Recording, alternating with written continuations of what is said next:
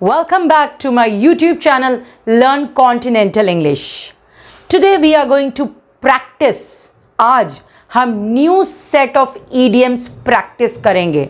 मैं फिर से आपको बता रही हूँ, जिसको अपना स्पोकन इंग्लिश अच्छा करना है, जिसको इंग्लिश अच्छा बोलना है, अच्छा लिखना है, उसके लिए मैं 3 चीज़ का सीरीज़ ला रही हूँ. दैट इज़ वोकैबुलरी का series, that is A to Z, idioms का सीरीज़ और कलोकेशंस का सीरीज़. यानी आप प्लेलिस्ट में जाइएगा and you will get all the series. Series का मतलब होता है A to Z. सो बिना टाइम वेस्ट करते हुए let us practice new set of idioms. So today आज हम 5 idioms practice करेंगे with the letter K. The first one is keep body and soul together, जिसका मतलब होता है गुजारा करना. Second idiom with the letter K is keep one's nose to the grindstone, जिसका मतलब होता है कोल्हू की बैल की तरह जुटे रहना. थर्ड idiom है keep one's fingers crossed, जिसका मतलब होता है आशा करना. फोर्थ idiom है keep someone at arm's length, जिसका मतलब होता है दूरी बनाए रखना. एंड फिफ्थ idiom है kith and kin, जिसका मतलब होता है रिलेटिव्स, परिचित और संबंधी. अब एक एक का हम यूज़ सबका देख लेते हैं.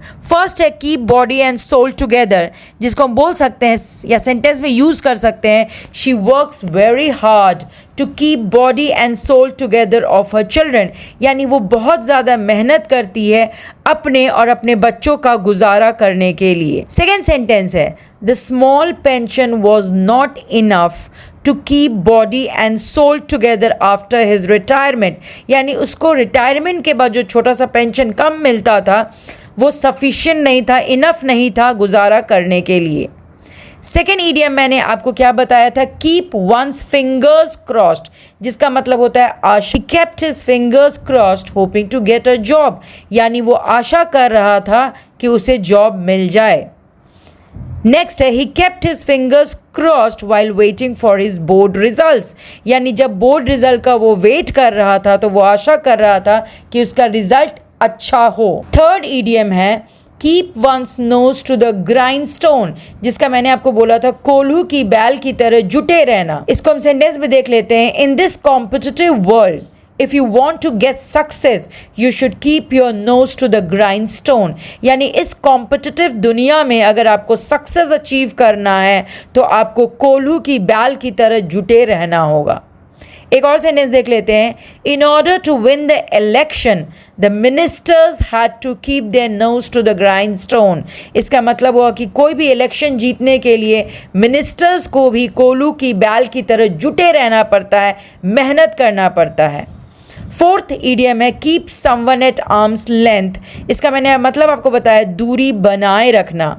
After the disagreement with a husband she decided to keep him at arm's length, यानी उसका हस्बैंड के साथ आर्ग्यूमेंट के बाद उसने डिसाइड किया कि अपने हस्बैंड से दूरी बनाए रखेगी. एक और सेंटेंस देख लेते हैं. After COVID-19 most of the countries decided to keep China at an arm's length, यानी COVID-19 के बाद जितने भी कंट्रीज़ हैं वो सारे डिसाइड किए चाइना से दूरी बनाए रखने के लिए. Next idiom with the letter K is kith and kin, जिसका मैंने आपको बताया है परिचित और संबंधी या रिलेटिव्स. शी इन्वाइटेड ऑल हर किथ एंड किन टू द वेडिंग, यानी वो अपनी शादी में सारे अपने परिचित और संबंधी को इनविटेशन दी, बुलाई. एक और सेंटेंस देख लेते हैं. During our Diwali vacation we enjoy with our kith and kin, यानी जब भी हम लोग का दिवाली वेकेशन होता है तो हम अपने परिचित और संबंधी के साथ दिवाली वेकेशन को एन्जॉय करते हैं. Thank you. So today we have done 5 most common idioms. Next class miss नहीं करना है. I am going to come up with a new set of idioms. अगर अभी तक आपने मेरे चैनल को लाइक नहीं किया, सब्सक्राइब नहीं किया, शेयर नहीं किया, please go ahead, like, subscribe and share my channel Learn Continental English. Thank you everybody.